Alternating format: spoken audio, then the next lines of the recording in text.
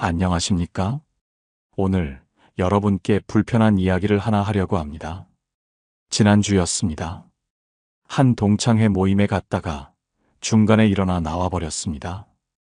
60이 넘은 나이에 참지 못하고 자리를 박차고 나온 겁니다. 왜였을까요? 한 친구가 모임 내내 자기 아들 자랑만 2시간을 했습니다. 우리 아들이 미국에서 박사학위 받고 연봉이 얼마고 손주가 영어를 얼마나 잘하는지. 처음엔 참았습니다. 그래, 기쁜 일이 있으면 나누는 거지. 하지만 그 친구 옆에 앉은 또 다른 친구, 그 친구의 아들은 3년째 백수입니다. 그 친구의 얼굴이 점점 굳어가는 게 보였습니다. 그런데도 그 친구는 멈추지 않았습니다. 그때 깨달았습니다. 아, 이 사람은 품격이 없는 게 아니라 인간이 없구나. 여러분, 오늘 제가 하려는 이야기는 여러분을 기분 좋게 해드리는 이야기가 아닙니다. 어쩌면 듣다가 이건 나를 두고 하는 말 아닌가 하고 불편하실 수도 있습니다. 하지만 그게 제 목적입니다. 불편해야 합니다. 아파야 합니다. 그래야 바뀝니다. 우리에게 남은 시간이 얼마나 됩니까? 10년? 20년? 이제 와서 거짓말로 서로를 위로할 시간이 없습니다. 진실을 말해야 합니다. 품격 있게 살고 싶다면 품격 없는 행동이 무엇인지 정확히 알아야 합니다. 그래서 오늘 칼날처럼 날카롭게, 거울처럼 정직하게 여러분께 말씀드리겠습니다. 준비되셨습니까? 그럼 시작하겠습니다. 품격 있는 사람이 모임에서 절대 하지 않는 첫 번째 행동. 자신의 성공담을 과시하지 않습니다. 아니, 정확히 말하면 다른 사람의 상처 위에 자기 성공을 올려놓지 않습니다. 여러분, 솔직히 말씀드리겠습니다. 우리 세대 모임 가보면 똑같은 사람들이 있습니다. 자식 자랑 전문가, 손주 자랑 전문가, 재산 자랑 전문가, 심지어 장례식장에서도 봤습니다. 친구의 장례식장에서 조문객들끼리 모여서 우리 아들이 어느 대학 나왔는데 하는 소리를 들었습니다. 죽은 친구 앞에서. 그 순간 느낀 감정이 뭔지 아십니까? 역겨움이었습니다. 왜 이렇게 됐을까요? 우리 세대가 너무 가난하게 살았기 때문입니다. 너무 무시당하며 살았기 때문입니다. 너무 고생하며 살았기 때문입니다. 그래서 이제 좀 나아지니까, 이제 자식이 좀 성공하니까 미친 듯이 자랑하고 싶은 겁니다. 나 이만큼 살았어. 나도 이제 성공했어. 나를 무시하지 마. 이 마음, 저도 압니다. 하지만 여러분, 그렇게 자랑하면 할수록 사람들은 당신을 더 무시합니다. 제가 한 가지 물어보겠습니다. 진짜 부자를 만나보셨습니까? 진짜 성공한 사람을 만나보셨습니까? 그 사람들은 조용합니다. 놀랄 만큼 조용합니다. 왜일까요? 굳이 말하지 않아도 이미 다 드러나기 때문입니다. 입는 옷에서, 쓰는 물건에서, 말하는 태도에서 이미 다 보이기 때문입니다. 그런데 진짜 가난한 사람은, 진짜 성공 못한 사람은 떠들어댑니다. 크게 떠들어댑니다. 제가 아는 한 사람 이야기를 해드리겠습니다. 평생 동창회에서 자식 자랑만 했던 사람입니다. 우리 아들이 의사고, 딸은 변호사고. 그런데 작년에 알게 됐습니다. 그 아들이, 그 딸이 5년 동안 아버지한테 전화 한 번 안 했다는 걸, 명절에도 안 온다는 걸, 그 할아버지가 손주 얼굴을 1년에 한 번도 못 본다는 걸. 그런데도 모임에 나오면 여전히 자식 자랑을 합니다. 왜일까요? 그것밖에 없으니까요. 자랑할 게 그것밖에 없으니까요. 자신의 존재 가치를 증명할 방법이 그것밖에 없으니까요. 여러분, 이게 슬픈 겁니다. 자식이 성공했다고 당신이 성공한 게 아닙니다. 자식이 돈을 많이 번다고 당신의 품격이 높아지는 게 아닙니다. 오히려 반대입니다. 그걸 자랑하면 할수록 당신의 품격은 바닥으로 떨어집니다. 그리고 사람들은 압니다. 속으로 다 압니다. 저 사람, 자식한테 사랑받지 못하는구나. 저 사람 외롭구나. 저 사람 불쌍하다. 자랑하려고 떠드는데 결과는 동정입니다. 이보다 더 비참한 일이 어디 있습니까? 제발 부탁드립니다. 이제 그만하십시오. 모임에 나가서 자식 자랑, 손주 자랑, 재산 자랑. 이제 그만 좀 하십시오. 대신 다른 사람의 이야기를 들어주십시오. 특히 힘들어하는 사람의 이야기를요. 그 사람 옆에 앉아서 조용히 손을 잡아주십시오. 요즘 많이 힘드시죠? 저도 그런 시절이 있었습니다. 이렇게 한마디 해주십시오. 그게 품격입니다. 그게 진짜 성공한 사람의 모습입니다. 품격 있는 사람이 절대 하지 않는 두 번째 행동. 다른 사람의 이야기를 끊고 자기 이야기를 시작하지 않습니다. 이거 정말 심각한 문제입니다. 제가 요즘 모임에 잘 안 나갑니다. 왜냐하면 아무도 내 말을 안 듣기 때문입니다. 내가 말을 시작하면 30초도 안 돼서 누군가 끼어듭니다. 아, 나도 그런 일이 있었는데. 나는 그것보다 더한 일을 겪었어. 그건 아무것도 아니야. 그럼 저는 입을 다뭅니다. 그리고 생각합니다. 아, 이 사람은 내 말에 관심이 없구나. 이 사람은 그냥 자기 말이나 하고 싶은 거구나. 여러분도 그런 경험 있으시죠? 당신이 말하는데 아무도 안 듣는 경험.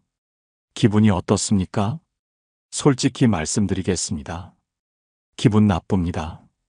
화가 납니다. 무시당하는 기분입니다. 그런데 여러분, 당신도 남한테 똑같이 하고 있습니다. 아니, 나는 안 그래. 정말입니까? 한번 돌아보십시오.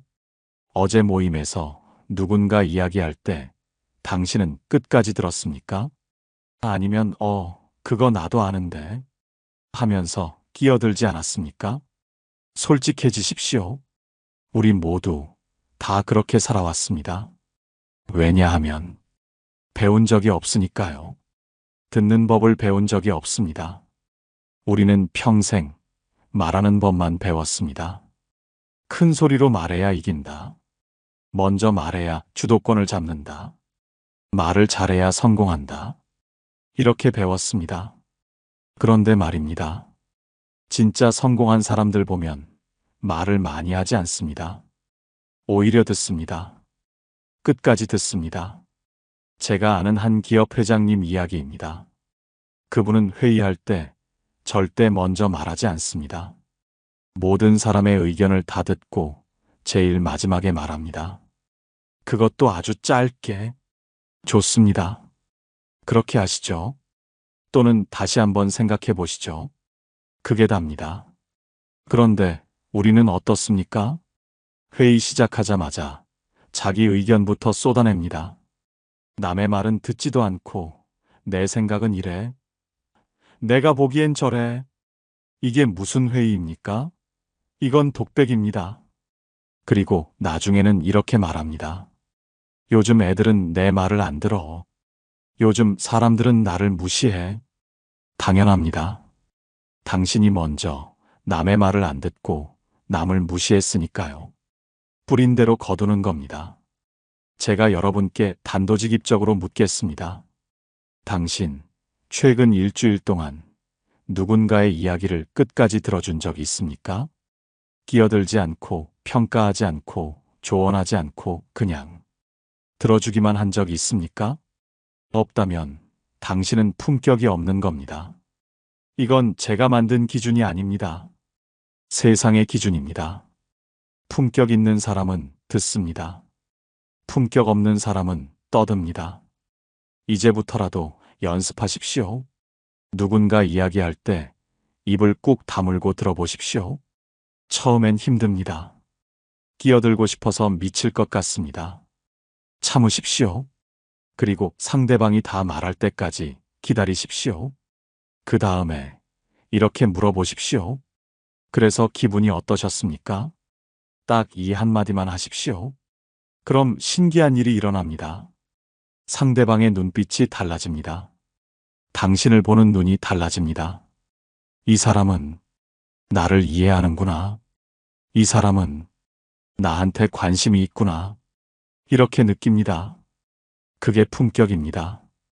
품격 있는 사람이 절대 하지 않는 세 번째 행동. 없는 사람을 흉보지 않습니다. 여러분, 이제 핵심을 찌르겠습니다. 우리 세대 모임, 특히 60대 이상 모임에서 가장 흔한 대화가 뭔지 아십니까? 흉입니다. 없는 사람 흉. 그 사람 있잖아. 이렇게 시작해서 30분을 흉을 봅니다. 그리고 다들 거기에 거듭니다. 맞아. 나도 그렇게 생각했어. 원래 그 사람이 좀 그래. 그 집안이 다 그렇더라. 이게 뭡니까? 이게 사람이 할 짓입니까? 여러분, 제가 지난달에 목격한 일입니다. 한 친구의 생일 모임이었습니다. 7명이 모였는데 1명이 늦게 온다고 했습니다. 그 사람이 오기 전 6명이 둘러앉아서 뭘 했는지 아십니까? 그 사람 흉을 봤습니다. 요즘 저 사람 아들이 사업 망했대. 부부 사이도 안 좋다더라. 돈 빌려달라고 할 것 같으니까 조심해. 30분 동안 그 이야기만 했습니다. 그리고 그 사람이 들어왔습니다. 그 순간 모두가 어떻게 했는지 아십니까? 웃으면서 반겼습니다. 왔어? 오랜만이야. 어디 아팠어? 얼굴이 안 좋네. 많이 힘들지? 괜찮아? 역겹습니다. 정말 역겹습니다. 이게 친구입니까? 이게 동료입니까? 이건 뱀입니다. 독을 품은 뱀입니다. 앞에서는 웃고 뒤에서는 찌릅니다. 여러분, 솔직히 말씀드리겠습니다.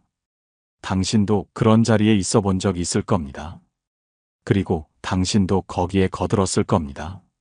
나는 말하지 않았어. 그냥 듣기만 했어. 거짓말입니다. 듣는 것도 참여입니다. 고개 끄덕이는 것도 동의입니다. 침묵하는 것도 공범입니다. 그 자리에 있었다면 당신도 똑같습니다. 더 심각한 건 오늘 당신과 함께 남의 흉을 보는 그 사람들이 내일은 당신 흉을 본다는 겁니다. 이게 세상 이치입니다.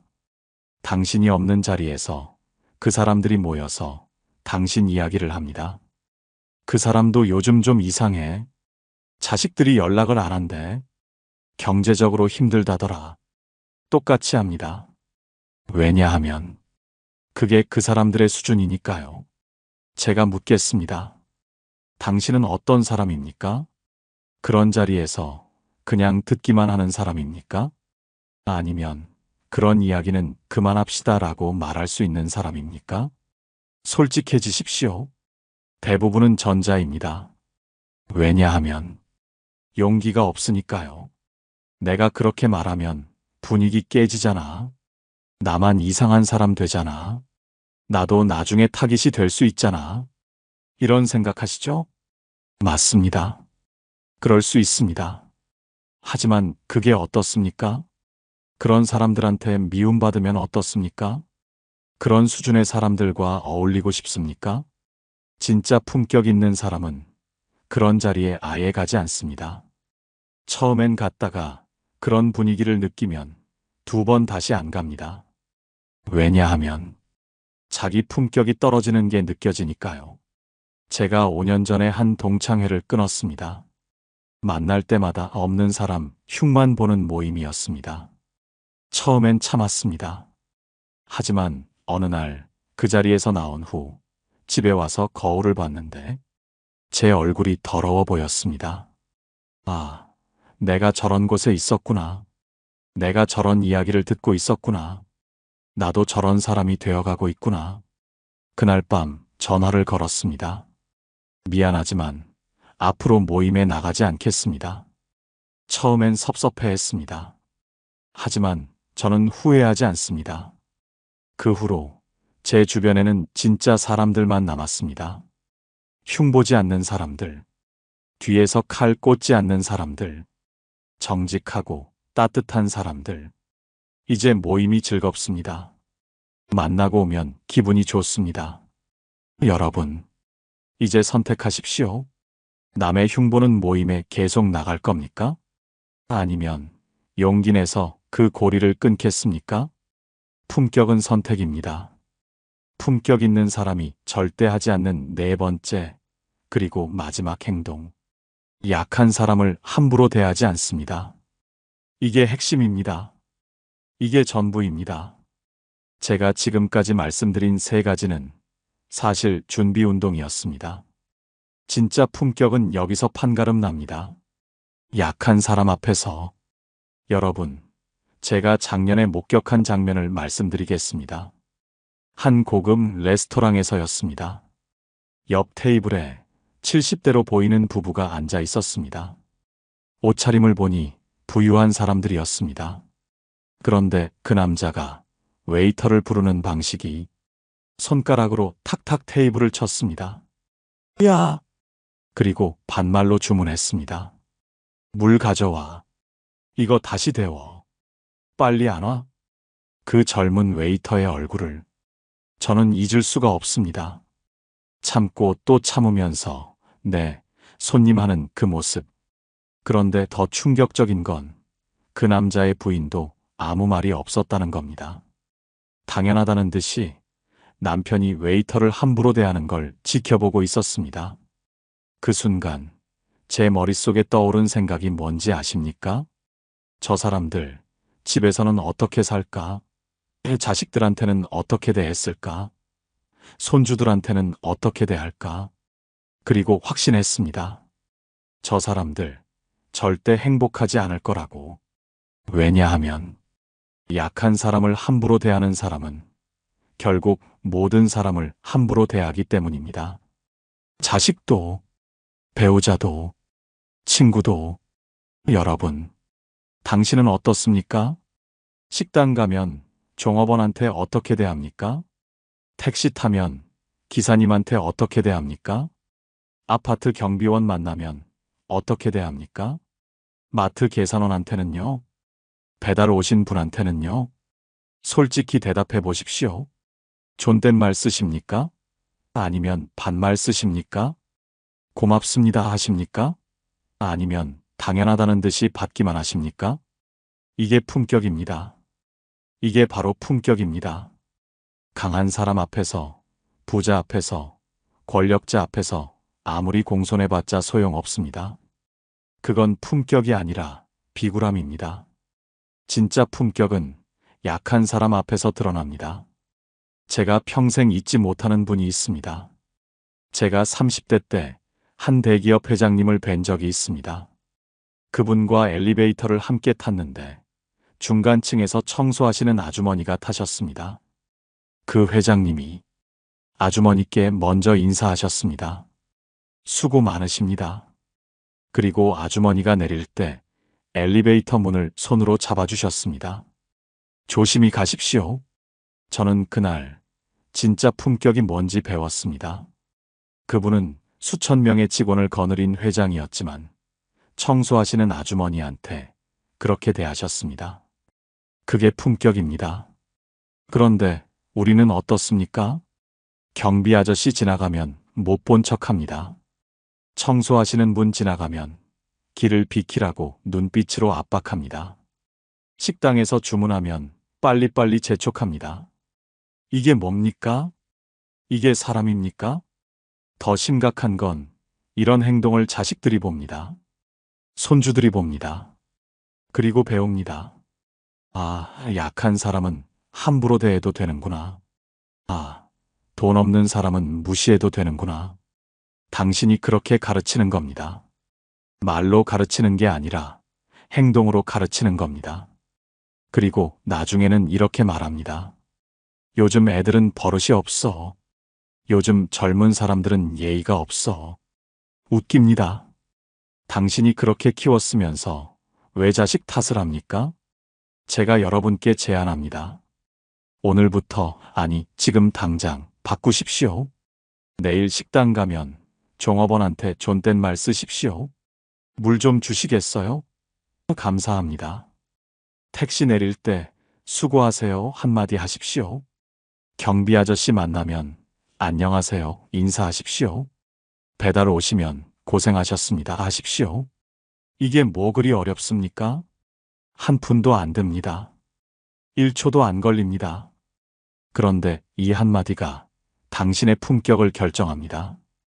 당신이 어떤 사람인지를 이 한마디가 말해줍니다. 여러분, 25분 동안 불편한 이야기를 많이 했습니다. 어떠셨습니까? 혹시 중간에 이거 나 얘기 아닌가? 하고 찔리신 부분 있으셨습니까?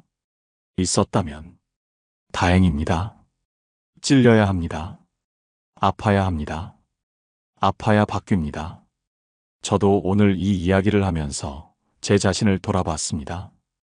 그리고 부끄러웠습니다. 저도 했습니다. 다 했습니다. 자식 자랑도 했고, 남의 말 끊기도 했고, 없는 사람 흉보기도 했고, 약한 사람 함부로 대하기도 했습니다. 특히 제일 부끄러운 기억이 하나 있습니다. 10년 전쯤이었습니다. 한 식당에서 젊은 여자 종업원이 실수로 제 옷에 물을 쏟았습니다. 저는 그때 소리를 질렀습니다.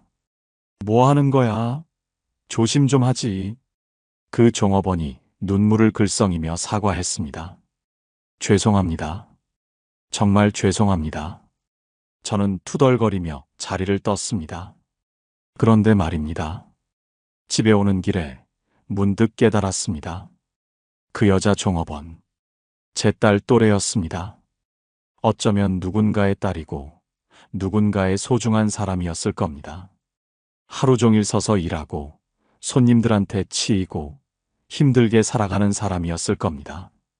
그런데 저는 그 사람을 한 명의 인간으로 본 게 아니라 실수한 종업원으로만 봤습니다. 그날 밤 잠을 잘 수가 없었습니다. 다음 날 그 식당에 다시 갔습니다. 그 종업원을 찾아서 사과했습니다. 어제 제가 너무 심하게 대했습니다. 정말 죄송합니다. 그 종업원이 놀란 표정으로 저를 봤습니다. 그리고 울었습니다. 아닙니다. 손님께서 화내실만 했어요. 제가 잘못했는데 그 눈물을 보는 순간 제 가슴이 찢어지는 것 같았습니다. 아, 이 사람은 평생 이렇게 사과하며 살아왔구나. 자기 잘못이 아니어도 자기 탓을 하며 살아왔구나. 그날 제가 배웠습니다. 품격은 학교에서 배우는 게 아니라 이렇게 부끄러움을 통해 배우는 거라는 걸.